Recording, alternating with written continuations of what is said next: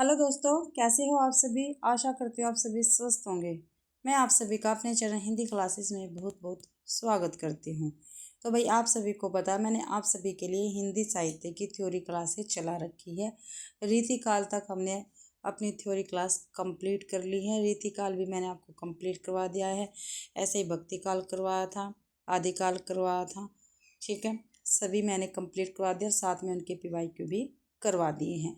जिस बच्चे ने अगर ये क्लासें नहीं देखी तो मेरे चैनल पर प्लेलिस्ट मैंने बना रखी है, हिंदी साहित्य थ्योरी क्लासेस 2025 के नाम से, तो वहाँ पे आप जाकर देख सकते हैं। तो आज से हम आधुनिक काल काव्य खंड की शुरुआत कर रहे हैं। क्या भाई, आधुनिक काल में काव्य खंड की शुरुआत करें। पहले हम काव्य खंड करेंगे, फिर उसके बाद गद्य खंड करेंगे, आपको ध्यान रखना है भाई। ठीक है, और ये मैंने बुक उठाई आचार्य रामचंद्र शुक्ल कृत हिंदी साहित्य से। जितने भी तथ्य इस बुक में हैं वो सारे आचार्य रामचंद्र शुक्ल जो हिंदी साहित्य का इतिहास है वहाँ से लिए गए हैं। तो प्लीज़ आप शुरू से लेके अंत देखें। और ये दृष्टि बुक है भाई, ठीक है, दृष्टि की बुक में से मैं करवा रही हूँ। रामचंद्र शुक्ल आधुनिक हिंदी कविता का आरंभ संवत 1900 से 1800 से मानते हैं। जो रामचंद्र शुक्ल जी है ये आधुनिक हिंदी कविता का आरंभ संवत 1900 से मानते हैं और ईस्वी 1843 से मानते हैं। आपको ध्यान रखना है, ये पूछे जाते हैं भी पेपर में। ठीक है, 4 प्रकरणों में रामचंद्र शुक्ल जी ने आधुनिक काल को बांटा है। ठीक है, आधुनिक काल काव्य खंड को 4 प्रकरणों में बांटा है, ये आपको ध्यान रखना है। प्रकरण 1 पुरानी धारा। ठीक है, प्रकरण 1 में क्या है भाई, पुरानी धारा। ये संवत 1900 से 1925 तक मानी गई है इसका समय भाई। इस प्रकरण में रामचंद्र शुक्ल ने पुरानी परिपाटी में लिख रहे आधुनिक कालीन कवियों का उल्लेख किया है। ठीक है, रामचंद्र शुक्ल जी ने भाई प्रकरण 1 में जो पुरानी परिपाटी में लिख रहे आधुनिक काल के कवि, ठीक है, उनका उल्लेख किया है। पुरानी परिपाटी की कविता से आश्रय ब्रज भाषा काव्य से है भाई। ठीक है, पुरानी परिपाटी की कविता से क्या अर्थ है हमारा भाई, जो ब्रज भाषा काव्य लिखा जा रहा है, यानी ब्रज भाषा में जो काव्य लिखा जा रहा है उसको पुरानी परिपाटी की कविता हम कह सकते हैं, परंपरा से है। पुरानी परिपाटी में 2 प्रकार के कवियों का उल्लेख मिलता है। एक है जो पुरानी परिपाटी, इसमें 2 प्रकार के कवियों का उल्लेख मिलता है। पहले वे कवि जो केवल पुरानी परिपाटी की कविताएं लिखते हैं। पहले तो वे आते हैं जो केवल बस पुरानी परिपाटी की कविताएं लिखते हैं। दूसरे हैं वे जिन्होंने एक और तो हिंदी साहित्य की नवीन गति के परिवर्तन में योगदान दिया, दूसरी ओर पुरानी परिपाटी की कविता के साथ भी अपना पूरा संबंध बनाए रखा। तो ये 2 आते हैं भाई, 2 प्रकार के कवि, ठीक है, पुराने परिपाटी में मिलते हैं, ये आपको ध्यान रखना है। आगे है पुरानी धारा के अंतर्गत पहले प्रकार के कवियों में निम्न कवियों का वर्णन किया गया है। ठीक है, जिन्होंने भाई केवल पुराने परिपाटी में कविताएं लिखी हैं। सेवक महाराजा रघुराज सिंह, रीवा नरेश, सरदार बाबा रघुनाथ दास, राम स्नेही, ललित किशोरी को इनका दूसरा नाम है शाह कुंदन लाल, राजा लक्ष्मण सिंह यानी लक्ष्मी राम, ब्रह्मा भट्ट, गोविंद गिल्ला भाई और नवनीत चौबे, तो इनका नाम लिया जा सकता है पहली परिपाटी में। दूसरे प्रकार के कवियों में निम्न कवियों का वर्णन हुआ है। कौन कौन से है भाई, भारतेंदु हरिश्चंद्र, पंडित प्रताप नारायण मिश्र उपाध्याय, बद्रीनारायण चौधरी, प्रेमघन, ठाकुर जगमोहन सिंह, पंडित अंबिका दत्त व्यास, बाबू राम कृष्ण वर्मा यानी बलबीर, पंडित नखछेदी तिवारी यानी अनजान, पंडित विजयानंद त्रिपाठी, लाला सीताराम, पंडित अयोध्या सिंह उपाध्याय हरिओद, श्रीधर पाठक, बाबू जगन्नाथ दास रत्नाकर, राय देवी प्रसाद पूर्ण, श्री वियोगी हरि, श्री दुलारी लाल जी भार्गव और पंडित रामनाथ जोशी। तो ये दूसरी परिपाटी के अंतर्गत आने वाले कवि हैं, ध्यान रखना है। इसके अतिरिक्त इस वर्ग के कवियों में नाथूराम शर्मा यानी शंकर, लाला भगवान दीन और पंडित गया प्रसाद शुक्ल स्नेही के नाम का उल्लेख भर किया गया है भाई, यानी थोड़ा बहुत उल्लेख किया गया है। पुरानी धारा के काव्य के संबंध में शुक्ल जी ने लिखा है। ठीक है, जो पुरानी धारा का काव्य है इसके संबंध में आचार्य रामचंद्र शुक्ल जी ने लिखा है। गद्य के आविर्भाव और विकास काल से लेकर अब तक कविता की वह परंपरा भी चलती आ रही है जिसका वर्णन भक्ति काल और रीतिकाल के भीतर हुआ है। भक्ति भाव के भजनों, राजवंश के ऐतिहासिक चित्र काव्यों, अलंकार और नायिका भेद के ग्रंथों तथा श्रृंगार और वीर रस के कवित सवैयों और दोहों की रचना बराबर होती आ रही है भाई। ब्रजभाषा काव्य की परंपरा गुजरात से लेकर बिहार तक और कुमायूं गढ़वाल से लेकर दक्षिण भारत की सीमा तक बराबर चलती आई है। तो काफ़ी महत्वपूर्ण कथन है ये रामचंद्र शुक्ल जी के। आगे देखते हैं। बाबा रघुनाथ दास राम स्नेही के संबंध में लिखा है, ये अयोध्या के एक साधु थे और अपने समय के बड़े भारी महात्मा माने जाते हैं। और ये कथन किसका है? रामचंद्र शुक्ल जी का है। ये अयोध्या के एक साधु थे और अपने समय के बड़े भारी महात्मा माने जाते हैं। ये बाबा रघुनाथ दास स्नेही जी का के विषय में रामचंद्र शुक्ल जी का कथन है। राजा लक्ष्मण सिंह के विषय में देख लेते हैं। ठीक है, क्या कुछ कहा गया है। ये हिंदी गद्य के प्रवर्तकों में है। ठीक है, जो राजा लक्ष्मण सिंह है ये हिंदी गद्य के प्रवर्तकों में है। इनकी ब्रज भाषा की कविता भी बड़ी ही मधुर और सरस होती थी। ब्रज भाषा की सहज मिठास इनकी वाणी से टपक पड़ती है। ठीक है, मेघदूत जैसे मनोहर काव्य के लिए ऐसा अनुवादक होना चाहिए था। इस अनुवादक के सभी बहुत ही ललित और सुंदर है। जहाँ चौपाई दोहे आए हैं वे सतल उतने सरस नहीं हैं। तो ये सभी जो रामचंद्र शुक्ल जी ने राजा लक्ष्मण सिंह के विषय में कहा है। बाबू जगन्नाथ दास रत्नाकर इनके विषय में देख लेते हैं। इनकी कविता बड़े बड़े पुराने कवियों की टक्कर की होती थी। ठीक है, बाबू जगन्नाथ दास रत्नाकर जो है इनके विषय में रामचंद्र शुक्ल जी ने कहा है, जो बाबू रत्नाकर जी की कविताएं क्या थे? बड़े बड़े पुराने कवियों की टक्कर की मानी जाती थी। वे पुराने कवियों में भी इनकी सी सूझ और उक्ति वैचित्र्य बहुत कम देखा जाता है। भाषा भी पुराने कवियों की भाषा से चुस्त और गठी हुई होती थी। ये साहित्य तथा ब्रज भाषा काव्य के बहुत बड़े मर्मज्ञ माने जाते थे। ये बाबू जगन्नाथ दास रत्नाकर के विषय में कहा गया है। श्री वियोगी हरि के विषय में देख लेते हैं। और ये भी ध्यान रखना, प्रकरण 1 में कौन कौन से कवि आए हैं। ठीक है, पेपर में पूछा जा सकता है भाई रामचंद्र शुक्ल जी ने प्रकरण 1 में कौन कौन से कवियों को लिया है आधुनिक काल के। ठीक है, ध्यान रखना है। ब्रजभूमि, ब्रजभाषा और ब्रजपति के अनन्य उपासक है। ऐसे रसिक जीव इस रूखे जमाने में कम दिखाई पड़ते हैं। उन्होंने अधिकतर पुराने कृष्ण भक्त कवियों की पत्ति पर बहुत से रसीले तथा भक्ति भावपूर्ण पदों की रचना की, जिन्हें सुनकर आजकल के रसिक भक्त भी बलिहारी है भाई। अन्य कवि देख लेते हैं। गोविंद गिल्ला भाई की प्रशंसा करते हुए लिखा है, ब्रजभाषा की कविता इनकी बहुत ही सुंदर और पुराने कवियों की टक्कर की होती हैं। प्रताप नारायण मिश्र के विषय में समस्या पूर्ति और पुराने ढंग की श्रृंगार कविता बहुत अच्छी करते थे। कौन भाई? प्रताप नारायण मिश्र।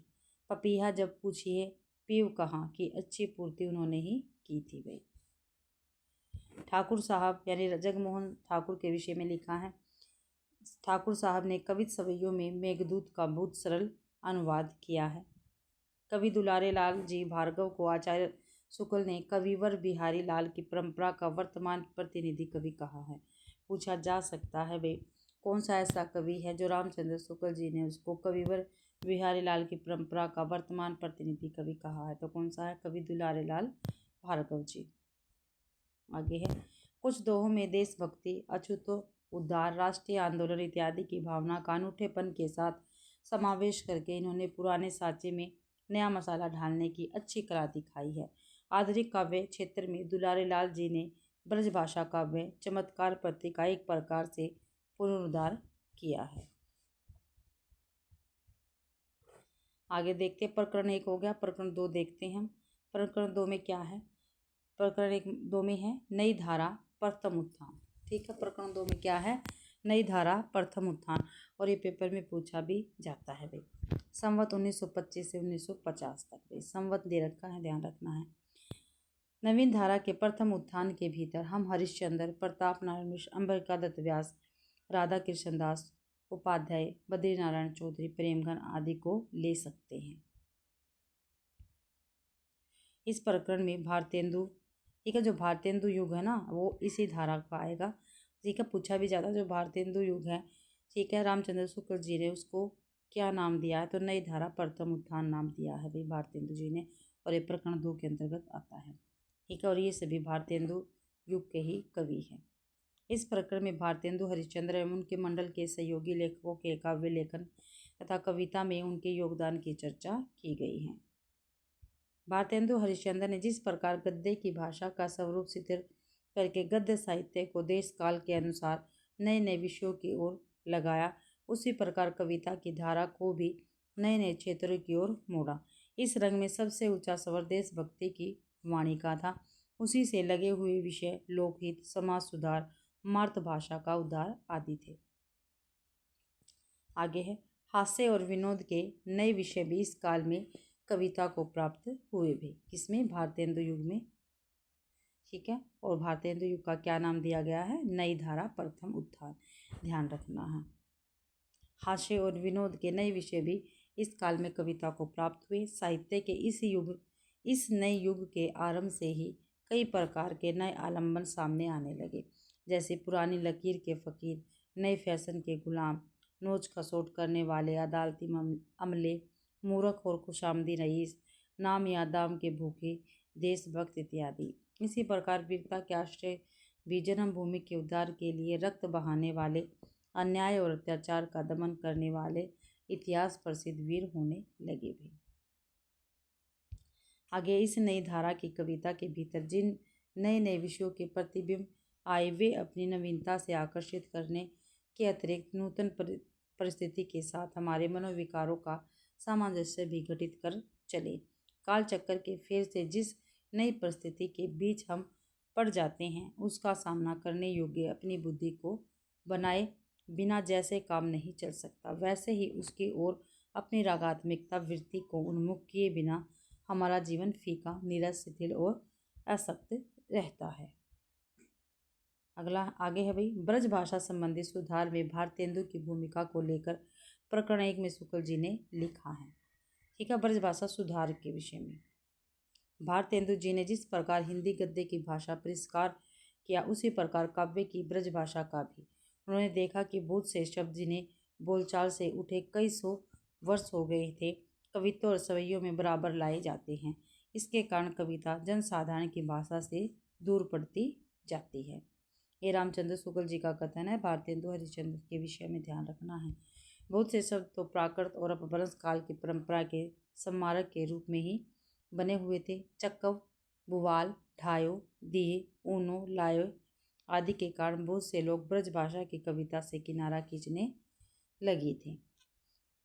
दूसरा दोष जो बढ़ते बढ़ते बहुत बुरी हद को पहुंच गया था, यह शब्द के तोड़ मरोड़ और गणत के शब्दों का प्रयोग था। उन्होंने ऐसे शब्दों को भरसकर अपनी कविता से दूर रखा और अपने रसीले सवैये में जहाँ तक हो सका बोलचाल की ब्रज भाषा का व्यवहार किया। इसी से उनके जीवन काल में ही उनके सवैये चारों ओर सुनाई देने लगे थे। देखने को आगे है, यहाँ पे देखते हैं।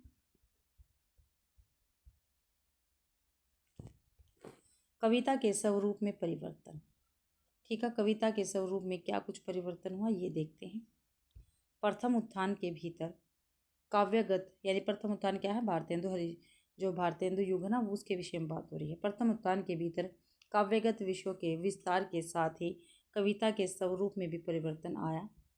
विषयों की अनेक रूपता के साथ साथ उसके विधान का ढंग भी बदल चला। प्राचीन धारा में मुक्तक और प्रबंध की जो प्रणाली चली आती थी, उससे कुछ भिन्न प्रणाली का अनुसरण करना पड़ा भाई। पुरानी कविता में प्रबंध का रूप कथात्मक और वस्तु वर्णनात्मक ही चला आती थी। या तो पौराणिक कथाओं, ऐतिहासिक वृत्तों को लेकर छोटे छोटे आख्यान काव्य रचे जाते थे, जैसे पद्माकर, रामचरितमानस, रामचंद्रिका, छत्रप्रकाश, सुदामा चरित, दान लीला, चिरहरण लीला इत्यादि, अथवा विवाह, मृग्या, झूला, हिंडोला, ऋतु विहार आदि को लेकर वस्तु वर्णनात्मक प्रबंध काव्य लिखे जाते थे। भी पुरानी कविताओं के विषय में बताया गया है। अनेक प्रकार के सामान्य विषयों पर, जैसे बुढ़ापा, विधि विडंबना, जगत सच्चाई सार, गोरक्षा, माता का स्नेह, सपूत कपूत, कुछ दूर तक चलते हुए विचारों और भाव की मिश्रित धारा के रूप में छोटे छोटे प्रबंधों और निबंधों की चाल न थी। इस प्रकार के विषय कुछ उक्ति व चित्ते के साथ ही पद्य में कहे जाते थे, अर्थात वे मुक्तक की सूक्तियों के रूप में ही होते थे। पर नवीन धारा के आरंभ में छोटे छोटे पद्यात्मक निबंधों की परंपरा भी चली, जो प्रथम उत्थान काल के भीतर तो बहुत कुछ भाव प्रधान रही, पर आगे चलकर शुष्क और इतिवृत्तात्मक, मैटर ऑफ फैक्ट होने लगी थी भाई। भारतेंदु जी के विषय में देख लेते हैं।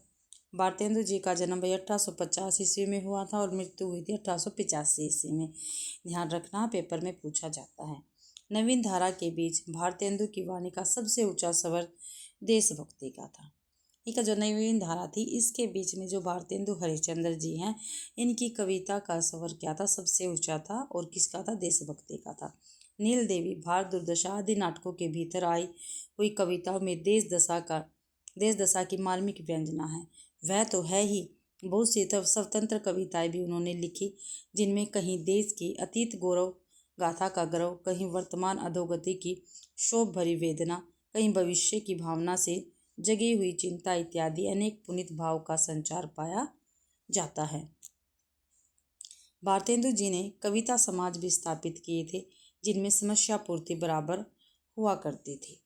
ठीक है, क्या भी कवि समाज भी इन्होंने स्थापित किए थे, ध्यान रखना है, जिसमें क्या होती थी, समस्या पूर्ति बराबर हुआ करती थी। भारतेंदु के श्रृंगार रस के कवित सवैये बड़े ही सरस मर्मस्पर्शी होते थे। भारतेंदु जी ने हिंदी काव्य को केवल नए नए विषयों की ओर ही उन्मुख किया, उसके भीतर किसी नवीन विधान या प्रणाली का सूत्रपात नहीं किया। आगे है, वे केवल नर प्रकृति के कवि थे। ब्रह्म प्रकृति की अनेक रूपता के साथ उनके हृदय का सामंजस्य नहीं पाया जाता। अपने नाटकों में दो एक जगह उन्होंने जो प्राकृतिक वर्णन रखे, जैसे सत्य हरिश्चंद्र में गंगा का वर्णन, चंद्रावली में यमुना का वर्णन, वे केवल परंपरा पालन के रूप में हैं। आगे है, गद्य को जिस परिमाण में भारतेंदु ने नए नए विषयों और मार्गों की ओर लगाया, उस परिमाण में पद्य को नहीं। उनकी अधिकांश कविता तो कृष्ण भक्त कवियों के अनुकरण पर गैर पदों के रूप में है, जिनमें राधा कृष्ण की प्रेम लीला और विहार का वर्णन है। तो भारतेंदु जी के विषय में है। आगे नोट देख लेते हैं। देश दशा, अतीत गौरव आदि पर उनकी कविताएं या तो नाटकों में रखने के लिए लिखी गई अथवा विशेष अवसरों पर, जैसे प्रिंस ऑफ वेल्स यानी पीछे सम्राट सप्तम एडवर्ड का आगमन, मिस्र पर भारतीय सेना द्वारा ब्रिटिश सरकार की विजय पढ़ने के लिए, ऐसी रचनाओं में राजभक्ति देशभक्ति का मेल आजकल के लोगों को कुछ विलक्षण लग सकता है। आगे उनकी कविताओं के विस्तृत संग्रह के भीतर आधुनिकता कम ही मिलेगी। भारतेंदु जी के विषय में था ये। आगे प्रताप नारायण मिश्र, 1856 में जन्म हुआ और 1894 में इनकी मृत्यु हुई। एक भारतेंदु युग के जो कवि हैं उनको हम देख रहे हैं, उनके विषय में जान रहे हैं। ठीक है, प्रताप नारायण मिश्र ने पद्यात्मक निबंध एवं इतिवृत्तात्मक पद भी लिखे। मिश्र जी की विशेषता वास्तव में उनकी हास्य विनोदपूर्ण रचनाओं में ही दिखाई पड़ती है। आगे बद्री नारायण चौधरी प्रेमघन, 1855 में जन्म हुआ, 1992 में इनकी मृत्यु हुई। इन्होंने अधिकतर विशेष अवसरों पर, जैसे दादा भाई नौरोजी के पार्लियामेंट के मेंबर होने के अवसर पर, महारानी विक्टोरिया की हीरेक जुबली के अवसर पर, नागरिक के कचहरियों में प्रवेश पाने पर, प्रयोग के सनातन धर्म महासम्मेलन के अवसर पर आनंद आदि प्रकट करने के लिए कविताएं लिखी हैं। ठीक है, प्रेमघन ने भाई। इनके छंदों में यति भंग प्राय मिलता है। एक बार जब इस विषय पर मैंने इनसे बातचीत की, कौन कह रहा है, रामचंद्र शुक्ल जी कह रहे हैं, तब इन्होंने कहा, मैं यति भंग को कोई दोष नहीं मानता, पढ़ने वाला ठीक चाहिए। देश की राजनीति परिस्थिति पर इनकी दृष्टि बराबर रहती थी। देश की दशा सुधारने के लिए जो राजनीतिक या धर्म संबंधी आंदोलन चलते रहे, उन्हें ये बड़ी उत्कंठा से परखा करते थे। विलायत में दादा भाई नौरोजी को काले कहे जाने पर इन्होंने कार्य शब्द को लेकर बड़ी सरल और शोभपूर्ण कविता लिखी थी। उनकी कविताओं में अधिकांशतः गद्य वाली चमत्कार प्रवृत्ति नहीं दिखाई पड़ती, पर कुछ कविताएं ऐसे भी है, जैसे मयंक और आनंद अरुणोदय, जिनमें कहीं लंबे लंबे रूपक है और कहीं उपमाओं और उत्प्रेक्षाओं की भरमार है। आगे जगमोहन सिंह, ठाकुर जगमोहन सिंह का जन्म 1857 में हुआ और मृत्यु 1899 ईस्वी में हुई थी। यद्यपि जगमोहन सिंह जी अपनी कविता को नए विषयों की ओर नहीं ले गए, पर प्राचीन संस्कृत काव्यों के प्राकृतिक वर्ण संस्कार मन में लिए हुए अपनी प्रेमचर्या की मधुर स्मृति से समन्वित विद्या प्रदेश के रमणीय स्थलों को जिस सच्चे अनुराग की दृष्टि से उन्होंने देखा, वह ध्यान देने योग्य है। उसके द्वारा उन्होंने हिंदी काव्य में एक नूतन विधान का आभास दिया था भाई। संस्कृत काव्य की विशेषता एवं हिंदी साहित्य पर उनके प्रभाव। क्या भी संस्कृत काव्य की विशेषता एवं हिंदी साहित्य पर उनके प्रभाव हम देखते हैं। जिस समय हिंदी साहित्य का अभ्युदय हुआ उस समय संस्कृत काव्य अपनी प्राचीन विशेषता बहुत कुछ खो चुका था। इस कारण वह उसके पिछले रूप को ही लेकर चला। प्रकृति का जो सूक्ष्म निरीक्षण व बिंब ग्रहण संस्कृत के प्राचीन कवियों वाल्मीकि, कालिदास और भभूति में था, वह बाद के संस्कृत कवियों में नहीं रहा। भाई आगे देखते हैं।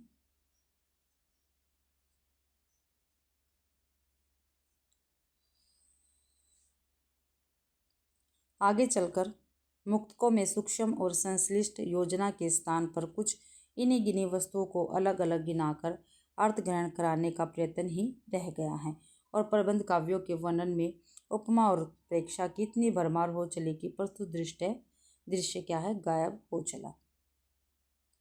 यही पिछला विधान हमारे हिंदी साहित्य माया षष्ठ ऋतु वर्णन में प्राकृतिक वस्तुओं और व्यापारों का जो उल्लेख होता था वह केवल उद्दीपन के लिए होता है, अर्थात नायक या नायिका के प्रति पहले से उपस्थित भाव को और जगाने या उद्दीप्त करने के लिए किया जाता है। ठीक है, ये उद्दीपन का अर्थ है। इस काम के लिए कुछ वस्तुओं का अलग अलग नाम लेना ही काफ़ी होता है। स्वयं प्राकृतिक दृश्य के प्रति कवि के भाव का पता देने वाले पुराने हिंदी काव्य में नहीं पाए जाते हैं। आगे देखते हैं। प्राकृतिक दृश्यों की ओर यह प्यार भरी सूक्ष्म दृष्टि प्राचीन संस्कृत काव्य की एक ऐसी विशेषता है जो फारसी या अरबी के काव्य क्षेत्र में नहीं पाई जाती। यूरोप के कवियों में जाकर ही यह मिलती है। अंग्रेजी साहित्य में वर्ड्सवर्थ, शेली, मेरेडिथ आदि में उसी ढंग का सूक्ष्म प्रतिनिरीक्षण और मनोरम रूप विधान पाया जाता जैसा प्राचीन संस्कृत साहित्य में। आगे देखते हैं। प्राचीन भारतीय और नवीन यूरोपीय दृष्टि विधान में अंतर स्पष्ट करते हुए शुक्ल जी लिखते हैं, भारतीय प्रणाली में कवि के भाव का आलंबन प्रकृति ही रही, अतः उसके रूप का प्रत्यक्षीकरण ही काव्य का एक स्वतंत्र लक्ष्य दिखाई पड़ता है। पर यूरोपीय साहित्य में काव्य निरूपण की बढ़ती परंपरा के कारण यह प्रचार हुआ कि प्राकृतिक दृश्यों का प्रत्यक्षीकरण मात्र तो स्थूल व्यवसाय है, उनको लेकर कल्पना की एक नूतन सृष्टि करना ही कवि कर्म है। आगे है। काव्य में दृश्य वर्णन के लिए शुक्ल जी ने भारतीय प्रणाली का अनुसरण करना ही उपयुक्त माना है। वह लिखते हैं, अनंत रूपों से भरा हुआ प्रकृति का विस्तृत क्षेत्र उस महामानस की कल्पनाओं का अनंत प्रसार है। सूक्ष्मदर्शी सहृदयों को उसके भीतर नाना भावों की व्यंजना मिलेगी। नाना रूप जिन नाना भावों की सचमुच व्यंजना कर रहे हैं, उन्हें छोड़ अपने प्रेमित अतः कटोरे की वासनाओं से उन्हें छोपना एक झूठ खिलवाड़ के ही अंतर्गत होगा। भाई भारतेंदु युग का भाषाई द्वैत। ठीक है, भाषाई द्वैत देख लेते हैं। भारतेंदु युग का भारतेंदु के सहयोगी लेखक यद्यपि देश काल के अनुकूल नए नए विषयों की ओर प्रवृत्त हुए, पर भाषा उन्होंने परंपरा से चली आती हुई ब्रज भाषा ही रखी गई। ठीक है, क्या था, भारतेंदु युग में भी क्या थी, ब्रज भाषा ही चल रही थी। छंद भी वे ही लिए जो ब्रज भाषा में प्रचलित थे। पीछे भाषा के संबंध में नए विचार उठने लगे। लोगों ने देखा कि हिंदी गद्य की भाषा तो खड़ी बोली हो गई, उसमें साहित्य भी बहुत कुछ प्रस्तुत हो चुका, पर कविता की भाषा अभी भी ब्रज भाषा ही बनी है। गद्य एक भाषा में लिखा जाए और पद्य दूसरी भाषा में, यह बात खटक चली भाई। तो ये भाषा के विषय में था भारतेंदु। खड़ी बोली के विषय में देख लेते हैं। खड़ी बोली में पद्य रचना एकदम कोई नई बात न थी। नामदेव और कबीर की रचना हम खड़ी बोली का पूरा स्वरूप दिखाए हैं। आगे देखते हैं। और सूचित कर चुके हैं कि उसका व्यवहार अधिकतर सद्दुकड़ी भाषा के भीतर हुआ था। श्रेष्ठ साहित्य के भीतर परंपरागत काव्य भाषा का ही चलन रहा। इंसा ने अपनी रानी केतकी की कहानी, इंशाअल्लाह खां है इनकी कविता का नाम है, एक रानी केतकी की कहानी में कुछ ठेठ खड़ी बोली के पद्य भी उर्दू छंदों में रखे हैं। इस प्रकार खड़ी बोली की 3 छंद प्रणालियाँ उस समय यानी भारतेंदु के पश्चात लोगों के सामने थी। हिंदी के कवित्वयों की प्रणाली उर्दू छंदों की प्रणाली और लावनी का ढंग भी। उस समय खड़ी बोली के लिए आंदोलन खड़ा करने वाले बाबू अयोध्या प्रसाद खत्री के संबंध में मत प्रस्तुत करते हुए शुक्ल जी लिखते हैं। क्या लिखते हैं शुक्ल जी भाई? अयोध्या सिंह प्रसाद खत्री के संबंध में, वे भाषा तत्व के जानकार न थे, उनकी समझ में खड़ी बोली ही हिंदी थी। अपनी पुस्तक में उन्होंने खड़ी बोली पद्य की 5 स्टाइलें कायम की थी, जैसे मौलवी स्टाइल, मुंशी स्टाइल, पंडित स्टाइल और मास्टर स्टाइल। शुक्ल जी पंडित चंद्रशेखर मिश्र के संबंध में लिखते हैं, मैं समझता हूँ कि हिंदी साहित्य के आधुनिक काल में संस्कृत वृत्तों में खड़ी बोली के कुछ पद्य पहल मिश्र जी ने ही लिखे हैं। ठीक है, ये आपको ध्यान रखना है। प्रकरण 2 हो गया है हमारा। प्रकरण 3 देखते हैं। प्रकरण 3 में क्या है? नई धारा द्वितीय उत्थान। प्रकरण 3 में क्या है भाई? नई धारा द्वितीय उत्थान। संवत 1950 से 1975 तक इसका समय रहेगा। इस प्रकरण में मुख्यतः 2 प्रकार के कवियों का वर्णन किया जाता है। ठीक है, द्वितीय उत्थान यानी द्विवेदी युग की हम बात करेंगे भाई। ठीक है, प्रकरण 3 में नई धारा द्वितीय उत्थान।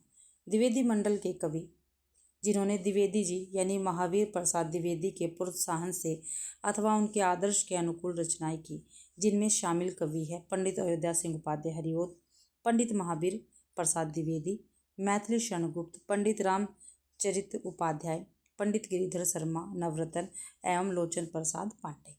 ठीक है, तो द्विवेदी युग के कवि हैं भाई। द्विवेदी मंडल के बाहर के कवि के संबंध में शुक्ल जी लिखते हैं, द्विवेदी जी के प्रभाव से हिंदी काव्य ने जो स्वरूप प्राप्त किया, उसके अतिरिक्त और अनेक रूपों में भी भिन्न भिन्न कविताओं की काव्य धारा चलती रही। कई एक बहुत अच्छे कवि अपने अपने ढंग पर सरस और प्रभावपूर्ण कविता करते रहे, जिनमें मुख्य हैं राय देवी प्रसाद पूर्व, पंडित नाथुराम शर्मा, पंडित गया प्रसाद शुक्ल स्नेही, पंडित राम नरेश त्रिपाठी, स्वर्गीय लाला भगवान दी, पंडित रूप नारायण पांडे और पंडित सत्यनारायण कविरत्न भाई। ये भी द्विवेदी युग के ही कवि हैं। इसके अतिरिक्त श्रीधर पाठक का परिचय प्रकरण के आरंभ में स्वच्छंदतावादी के प्रवर्तक के रूप में दिया गया है, यानी रोमांटिसिज्म के रूप में दिया गया श्रीधर पाठक का भी। ठीक है, स्वच्छंदतावादी कवि इनको माना गया है। पंडितों की काव्य धारा और सामान्य अपढ़ जनता की भावधारा। ठीक है, पंडितों की काव्य धारा है इसमें, और जो सामान्य अपढ़ जनता थी उनकी भावधारा देख लेते हैं। पंडितों की बंदी प्रणाली पर चलने वाली काव्य धारा के साथ साथ सामान्य अपढ़ जनता के बीच एक स्वच्छंद और प्राकृतिक भावधारा भी गीतों के रूप में चलती रहती है। ठीक उसी प्रकार जैसे भूतकाल में स्थिर चली आती हुई पंडितों की साहित्यिक भाषा के साथ साथ लोक भाषा की स्वाभाविक धारा भी बराबर चलती रहती है। जब पंडितों की काव्य भाषा सितर होकर उत्तरोत्तर आगे बढ़ती हुई लोक भाषा से दूर पड़ जाती है और जनता के हृदय पर प्रभाव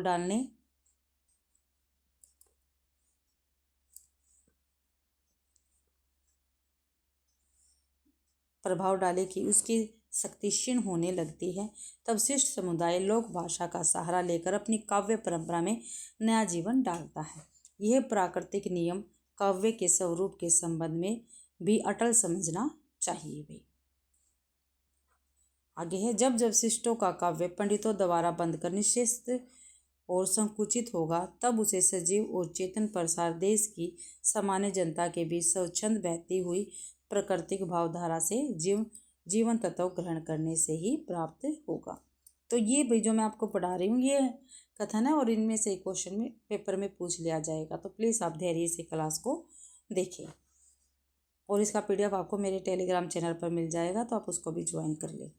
हमारी भाव परिवर्तनी शक्ति का असली भंडार इसी स्वाभाविक भावधारा के भीतर निहित समझना चाहिए। जब पंडितों की काव्य धारा इस स्वाभाविक भावधारा से विच्छिन्न पड़कर रूढ़ हो जाती है, तब वह कृत्रिम होने लगती है और उसकी शक्ति भी क्षीण होने लगती है। ऐसी परिस्थिति में हमें उस स्वाभाविक भावधारा के ढलाव की नाना अंतर्भूमियों को परखकर शिष्ट काव्य के स्वरूप का पुनर्विधान करना चाहिए। यह पुनर्विधान सामंजस्य के रूप में हो, अंध प्रतिक्रिया के रूप में नहीं हो। इस प्रकार के परिवर्तन को ही अनुभूति की सच्ची नैसर्गिक स्वच्छंदता यानी टू रोमांटिसिज्म कहना चाहिए, क्योंकि वह मूल प्राकृतिक आधार पर होता है। आगे है, रीतिकाल की रूढ़ियों के संदर्भ में लिखते हैं, हमारे साहित्य में रीतिकाल की जो रूढ़ियाँ हैं वे किसी और देश की नहीं, उनका विकास इसी देश के साहित्य के भीतर संस्कृत में हुआ है। संस्कृत के काव्य और उसी के अनुकरण पर रचित प्राकृत अपभ्रंश काव्य भी हमारा ही पुराना काव्य है, पर पंडितों और विद्वानों द्वारा रूप ग्रहण करते रहने और कुछ बंध जाने के कारण जनसाधारण की भाव में वाग्यधारा से कुछ हटा सा लगता है, पर एक ही जाति के बीच आविर्भूत होने के कारण दोनों में कोई मौलिक पार्थक्य नहीं है। पंडित श्रीधर पाठक के विषय में देख लेते हैं। पंडित श्रीधर पाठक, ठीक है, द्विवेदी युग के कवि हैं, महत्वपूर्ण। खड़ी बोली की कविताओं की अपेक्षा पाठक जी की ब्रज भाषा की कविता ही अधिक सरस हृदय ग्राही और इनकी मधुर स्मृति को चिरकाल तक बनाए रखने वाली है। ठीक है, खड़ी बोली की जो इनकी कविता है, इनकी अपेक्षा जो इनकी ब्रज भाषा की कविता है वो ज़्यादा सरस है, ठीक है, और हृदय को ग्रहणी करने वाली है, मधुर स्मृतियों को चिरकाल तक बनाए रखने वाली है इनकी ब्रज भाषा की कविताएं। उनके सवैयों में हम ब्रज भाषा का जीता जागता रूप पाते हैं। एकांतवासी योगी के संदर्भ में शुक्ल जी कहते हैं, उसकी सीधी सादी खड़ी बोली और जनता के बीच प्रचलित लय ही ध्यान देने योग्य नहीं है। ठीक है, एकांतवासी योगी खड़ी बोली में लिखा गया, ध्यान रखना है, अनुवाद किया गया इसका भी श्रीधर पाठक ने किया था, किंतु उसकी कथा की सार्वभौम मार्मिकता भी ध्यान देने योग्य है। किसी के प्रेम में योगी होना और प्रकृति के निर्जन क्षेत्र में कुटी छाट कर रहना एक ऐसी भावना जो समान रूप में सब देशों से के सब प्रकार के स्त्री पुरुषों के मर्म का सफर स्वाभाविक रूप से करती आ रही है। सीधी सादी खड़ी बोली में अनुवाद करने के लिए ऐसी प्रेम कहानी चुनना जिसकी मार्मिकता अपढ़ स्त्रियों तक के गीतों की मार्मिकता के मेल में हो, पंडितों की बंधी हुई रूढ़ी से बाहर निकलकर अनुभूति के स्वतंत्र क्षेत्र में आने की प्रवृत्ति का घोतक है भाई। तो ये श्रीधर पाठक के विषय में था। आगे भी इस प्रकार की स्वच्छंदता का आभास पहल पंडित श्रीधर पाठक ने ही दिया भाई। उन्होंने प्रकृति के रूढ़िबद्ध रूपों तक ही न रहकर अपनी आंखों से भी उसके रूपों को देखा। इसके लिए उन्हें पंडित माधव प्रसाद मिश्र की बौछार भी सहनी पड़ी। उन्होंने खड़ी बोली पद्य के लिए सुंदर लय और चढ़ाव उतार के नए ढांचे भी निकाले और इस बात का ध्यान रखा कि छंदों का सुंदर लय से पढ़ना एक बात है, राग रागनियाँ गाना दूसरी बात है। हिंदी कवियों में पाठक जी की रुचि बहुत ही परिष्कृत थी। शब्द शोधन में पाठक जी अद्वितीय थे। जैसी चलती और रसीली इनकी ब्रज भाषा होती थी, वैसा ही कोमल और मधुर संस्कृत पद विन्यास भी था इनका।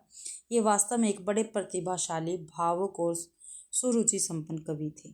भद्दापन इनमें न था, न रूप रंग में, न भाषा में, न भाव में, न चाल में, न भाषण में। यहाँ से ये कथन काफ़ी बार पूछा गया है। ठीक है, ये वास्तव में एक बड़े प्रतिभाशाली, भावुक और सुरुचि संपन्न कवि थे। भद्दापन इनमें न था, न रूप रंग में, न भाषा में, न भाव में, न चाल में, न भाषण में। तो ये कथन किसका है? रामचंद्र शुक्ल जी का। और किसके विषय में? श्रीधर पाठक के विषय में। ये ध्यान रखना भाई। आगे हैं, इनकी प्रतिभा बराबर रचना के नए नए मार्ग भी निकाला करती थी। छंद, पद विन्यास, वाक्य विन्यास आदि के संबंध में नई नई बंदिशें इन्हें खूब सूझा करती थी। अपनी रुचि के अनुसार कई नए ढांचे के छंद इन्होंने निकाले जो पढ़ने में बहुत ही मधुर लय पर चलते थे भाई। आगे है, विषयों को काव्य का पूरा स्वरूप देने में चाहे वे सफल न हुए हो, अभिव्यंजना के वाग्य विचित्र की और उनका ध्यान चाहे न रहा हो, गंभीर नूतन विचारधारा चाहे उनकी कविताओं के भीतर कम मिलती हो, पर उनकी वाणी में कुछ ऐसा प्रसाद था कि जो बात उसके द्वारा प्रकट की जाती थी उसमें सरसता आ जाती थी। ठीक है, तो ये भी कथन है और पेपर में पूछे जा सकते हैं, तो प्लीज़ इनको आप ध्यान से देखें। PDF आपको मेरे टेलीग्राम चैनल पर मिल जाएगा। अपने समय के कवियों में प्रकृति का वर्णन पाठक जी ने सबसे अधिक किया। इससे हिंदी प्रेमियों में वे प्रकृति के उपासक कहे जाते थे। उनकी यह उपासना प्रकृति के उन्हीं रूपों तक परिमित थी जो मनुष्य को सुखदायक और आनंदप्रद होते, या वो जो भाव और सुंदर होते हैं भाई। आगे है पंडित अयोध्या सिंह उपाध्याय हरिओद, इनके विषय में देख लेते हैं। प्रकरण 1 में इनके संबंध में लिखा है, इनकी पुरानी ढंग की कविताएं रस कलश में संग्रहित हैं। जो इनकी पुराने ढंग की कविताएं हैं अयोध्या सिंह की, वो जो रस कलश इनका है काव्य संग्रह, इसमें संकलित है। इसमें इन्होंने नायिकाओं के कुछ नए ढंग के भेद रखने का प्रयत्न किया है। ये भेद रस सिद्धांत के अनुसार ठीक नहीं उतरते। आगे है, द्वितीय उत्थान से पहले ही वे नए विषयों की ओर चल पड़े थे। खड़ी बोली के लिए उन्होंने पहले उर्दू के छंदों और ठेठ बोली को ही उपयुक्त समझा, क्योंकि उर्दू के छंदों में खड़ी बोली अच्छी तरह मंझ चुकी थी। आगे है, नव शिक्षितों के संसर्ग से उपाध्याय जी ने लोक संग्रह का भाव अधिक ग्रहण किया। उक्त काव्य में यानी प्रिय प्रवास में श्री कृष्ण ब्रज के रक्षक नेता के रूप में अंकित किए गए। ठीक है, श्री कृष्ण को क्या दिखाया गया? ब्रज के रक्षक के रूप में। ठीक है, खड़ी बोली में इतना बड़ा काव्य अभी तक नहीं निकला। इस काव्य की बड़ी भारी विशेषता यह है कि यह सारा संस्कृत के वर्णवृत्तों में है।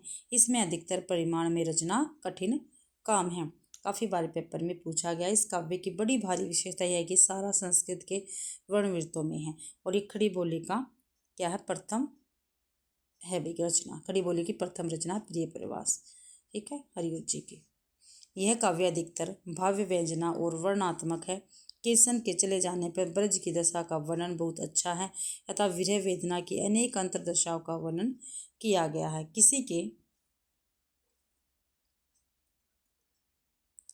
आगे देखते हैं, किसी के वियोग में कैसी कैसी बातें मन में उठती है और क्या क्या कहकर लोग रोते हैं, इसका विस्तार पूर्ण वर्णन हुआ है भाई प्रिय प्रवास में। परंपरा पालन के लिए जो दृश्य वर्णन है वे किसी बगीचे में लगे हुए पेड़ पौधों के नाम गिनने के समान है। इसी से शायद करील का नाम छूट गया है। इसकी यानी प्रिय प्रवास कथा वस्तु एक महाकाव्य क्या अच्छे प्रबंध काव्य के लिए अपर्याप्त है। अतः प्रबंध काव्य के सब अव्यय इसमें कहाँ आ सकते हैं। आगे है भाई, आगे देखते हैं। उपाध्याय जी का संस्कृत पद विन्यास अनेक उपसर्गों से लदा तथा मंजू, मंजुल, पेशल आदि से चुना हुआ होता है। उपाध्याय जी कोमलकांत पदावली को कविता का सब कुछ नहीं तो बहुत कुछ समझते हैं। उन्होंने अपने इस काव्य यानी प्रिय प्रवास में कई जगह संस्कृत शब्दों की ऐसी लंबी लड़ी बांधी है कि हिंदी को है था किया, वही है था किया, दिया, ऐसी दो एक क्रिया के बीच सिमट कर रह जाना पड़ा, पर सर्वत्र यह बात नहीं है। आगे पंडित महावीर प्रसाद द्विवेदी और इनके ही नाम पर वह द्विवेदी युग नाम पड़ा है। संस्कृत काव्य के संस्कारों के साथ पंडित महावीर प्रसाद द्विवेदी हिंदी साहित्य के क्षेत्र में आए, जिनका प्रभाव गद्य साहित्य और काव्य निर्माण दोनों पर बहुत व्यापक पड़ा। खड़ी बोली के पद्य विधान पर भी आपका पूरा असर पड़ा। उनके कारण भाषा में बहुत कुछ सफाई आई। बहुत से कवियों की भाषा शिथिल और अव्यवस्थित होती थी और बहुत से लोग ब्रज और अवधि आदि का भी मेल कर देते थे। उनकी प्रेरणा से बहुत से नए लोग खड़ी बोली की कविताएं करने लगे। वे किनकी प्रेरणा से? महावीर प्रसाद द्विवेदी की प्रेरणा से नए लोग क्या थे? खड़ी बोली पे कविता करने लगे थे। उनके द्वारा शिथिल की गई पद्य रचना की प्रणाली पर मराठी साहित्य एवं विलियम वर्ड्सवर्थ का प्रभाव रहा। मराठी साहित्य से उनका परिचय था, जिसके कारण उसका प्रभाव उन पर बहुत कुछ पड़ा। मराठी कवियों में अधिकतर संस्कृत के वृत्तों का व्यवहार होता है। पद विन्यास भी प्राय गद्य का सा रहता है। बंग भाषा की सी कोमलकांत पदावली उसमें नहीं पाई जाती। इसी मराठे के नमूने पर द्विवेदी जी ने हिंदी में पद्य रचना शुरू की। आगे हिंदी में परंपरा से व्यवहृत छंदों के स्थान पर संस्कृत के वृत्तों का चलन हुआ, जिसके कारण संस्कृत पदावली का समावेश बढ़ने लगा। वर्ड्सवर्थ के गद्य और पद्य की भाषा एक ही होनी चाहिए के सिद्धांत का प्रभाव भी पड़ा है भाई। आगे है, उनका जोर इस बात पर रहता था कि कविता बोलचाल की भाषा में होनी चाहिए। बोलचाल से उनका मतलब ठेठ या हिंदुस्तानी का नहीं रहता था, गद्य की व्यवहारिक भाषा का रहता था। परिणाम यह हुआ कि उनकी भाषा बहुत अधिक गद्यवत हो गई। साथ ही द्विवेदी जी सरस्वती पत्रिका द्वारा बराबर कविता में बोलचाल की सीधी सादी भाषा का आग्रह करते रहे, जिससे इतिवृत्तात्मक यानी मैटर ऑफ फैक्ट पदों की खड़ी बोली में ढेर लगने लगे वे। और महावीर प्रसाद द्विवेदी भी सरस्वती पत्रिका के संपादक भी रह चुके थे। उनकी अधिकतर कविताएं इतिवृत्तात्मक हुई। इसमें वह लाक्षणिकता, वह चित्रमय भावना और वह वक्रता बहुत कम आ पाई जो इस संचार की गति को तीव्र और मन को आकर्षित करती है। यद्यपि हिंदी के कुछ चलते छंदों में भी उन्होंने बहुत सी कविताएं रची हैं। आगे देखते हैं मैथिली शरण गुप्त। मैथिली शरण गुप्त के विषय में देखते हैं। गुप्त जी की ओर पहले पहल हिंदी प्रेमियों का सबसे अधिक ध्यान खींचने वाली उनकी भारत भारती निकली। ठीक है, भारत भारती किसकी रचना? मैथिली शरण गुप्त जी की है। इसमें मुशद्द हाली के ढंग पर भारतीयों की या हिंदियों की भूत और वर्तमान दशाओं की विषमता दिखाई गई है। भविष्य निरूपण का प्रयत्न नहीं है इसमें। यद्यपि काव्य की विशिष्ट पदावली, रसात्मक चित्रण, वाग्य वैचित्र्य इत्यादि का विधान इसमें न था, पर बीच में मार्मिक तथ्यों का समावेश बहुत साफ और सीधी सादी भाषा में होने से यह पुस्तक स्वदेश की ममता से पूर्ण नवयुवकों को बहुत प्रिय हुई। इसमें हिंदी कविता के लिए खड़ी बोली की उपयुक्तता अच्छी तरह सिद्ध करती थी भाई। ठीक है, कौन सी कविता ने? भारत भारती ने। ठीक है, और किसकी थी? मैथिली शरण गुप्त जी की रचना थी भैया। यद्यपि गुप्त जी जगत और जीवन के व्यक्त क्षेत्र में ही महत्व और सौंदर्य का दर्शन करने वाले तथा अपने राम और लोक के बीच अधिष्ठ देखने वाले कवि हैं, पर छायावादी रहस्यात्मक कविताओं से प्रभावित हो कुछ गीत इन्होंने भी रहस्यवादियों के स्वर में गाए जो झनकार में संग्रहित है, पर असीम के प्रति उत्कंठा और लंबी चौड़ी वेदना का विचित्र प्रदर्शन गुप्त जी की अंतःप्रति प्रवृत्ति नहीं है। गुप्त जी वास्तव में सामंजस्यवादी कवि, प्रतिक्रिया या प्रदर्शन करने वाले अथवा मद में झूमने वाले कवि नहीं। काफ़ी बार पेपर में पूछा गया है। सब प्रकार की उच्चता से प्रभावित होने वाला हृदय उन्हें प्राप्त है। प्राचीन के प्रति पूज्य भाव और नवीन के प्रति उत्साह दोनों इनमें है भी। ये काफ़ी बार कथन पेपर में पूछा गया है भी। ठीक है, पूरा ही पूछ लेते और बीच में से भी कथन पूछ लिया जाता है। गुप्त जी की प्रतिभा की सबसे बड़ी विशेषता कालानुसरण की क्षमता अर्थात उत्तर बदलती हुई भावनाओं और काव्य प्रणालियों को ग्रहण करते चलने की शक्ति। इस दृष्टि से हिंदी भाषी जनता के प्रतिनिधि कवि ये निसंदेह कहे जा सकते हैं। भारतेंदु के समय में स्वदेश प्रेम की भावना जिस रूप में चली आ रही थी उसका विकास भारत भारती में हमें देखने को मिलता है। आगे साकेत और यशोधरा इनके दो बड़े प्रबंध हैं। दोनों में उनके काव्यत्व का पूरा विकास दिखाई पड़ता है, पर प्रबंधत्व की कमी है। साकेत की रचना तो मुख्यतः इस उद्देश्य से हुई कि उर्मिला काव्य की उपेक्षित न रह जाए। ठीक है, जो इनकी साकेत कविता है, ठीक है, इसकी रचना क्यों हुई थी भाई? जो उर्मिला है, लक्ष्मण की पत्नी है, ये काव्य की उपेक्षित न रह जाए भाई। ठीक है, इसमें वर्णित वियोग वर्णन के भीतर कवि ने पुरानी पद्धति के अलंकारिक चमत्कारपूर्ण पद्य तथा आजकल के नई रंगत की वेदना और लाक्षणिक वैचित्र्य वाले गीत दोनों रखे हैं भाई। आगे है रामायण के भिन्न भिन्न पात्रों के परंपरा प्रतिष्ठित स्वरूपों को विकृत न करके उनके भीतर ही आधुनिक आंदोलनों की भावनाएं जैसे किसानों और श्रमजीवियों के साथ सहानुभूति, युद्ध प्रथा की मीमांसा, राज व्यवस्था में प्रजा का अधिकार और सत्याग्रह मनुष्य तत्व कौशल के साथ झलकाई गई है। यशोधरा की रचना नाटकीय ढंग पर है। उसमें भगवान बुद्ध के चरित्र से संबंधित पात्रों के उच्च और सुंदर भाव की व्यंजना और परस्पर कथन है, जिसमें कहीं कहीं गद्य भी है। भाव व्यंजना प्राय गीतों में है भाई, किसमें? यशोधरा रचना में। आगे है पंडित रामनरेश त्रिपाठी। मिलन पथिक और सौपर नामक अपने तीनों खंड काव्यों में इनकी कल्पना ऐसे मर्म पथ पर चलती है जिस पर मनुष्य मात्र का, देखो भाई, मिलन पथिक और सौपर, ये रामनरेश त्रिपाठी के क्या है? खंड काव्य, ध्यान रखने हैं, जिस पर मनुष्य मात्र का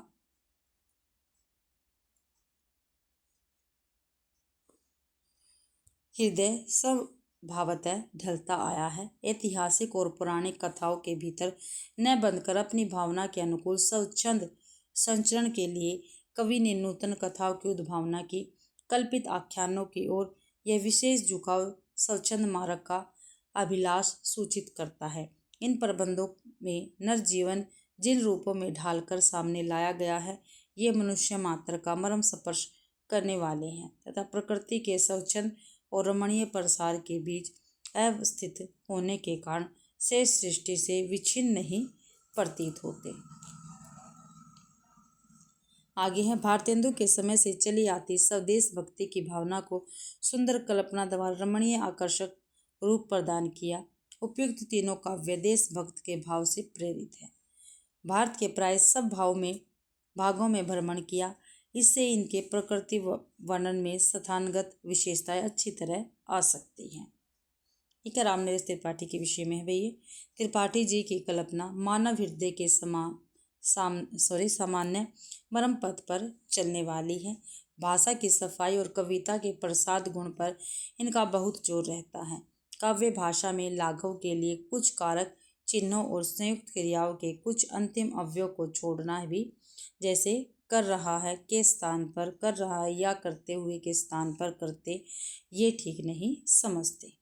आगे देख लेते हैं जो द्विवेदी युग है, इसके अन्य कवि देख लेते हैं कौन कौन से है भाई। पंडित रामचरित उपाध्याय पर प्रशंसात्मक टिप्पणी करते हुए लिखा है।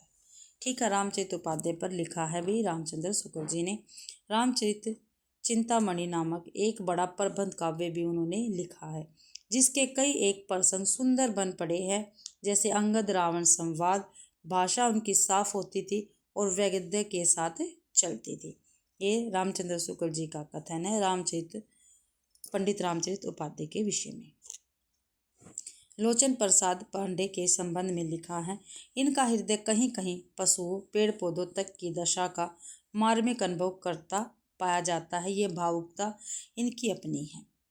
द्विवेदी जी के प्रभाव स्वरूप भाषा गद्यवत है, सरल है। इनकी रचनाओं में खड़ी बोली का वैसा सच और निखरा रूप नहीं मिलता जैसा गुप्त जी की उस समय की रचनाओं में मिलता है।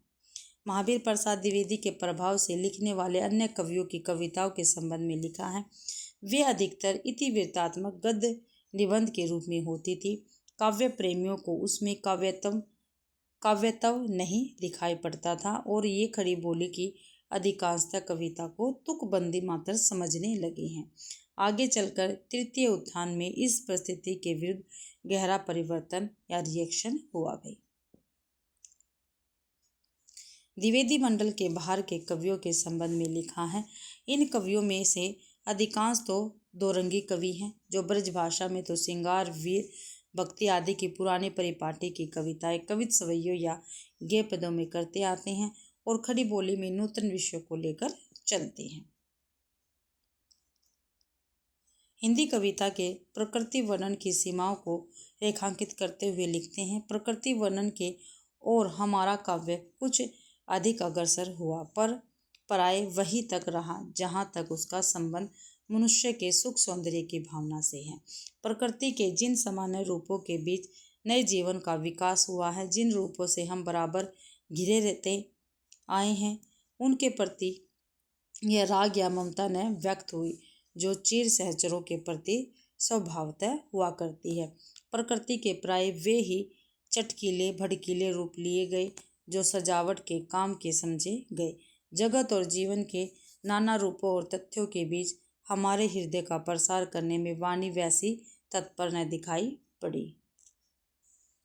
आगे राय देवी प्रसाद पूर्ण के संबंध में लिखा है, भारतेंदु प्रेमघन आदि प्रथम उत्थान के कवियों के समान पूर्ण जी ने भी देशभक्ति और राजभक्ति का समन्वय पाया जाता है।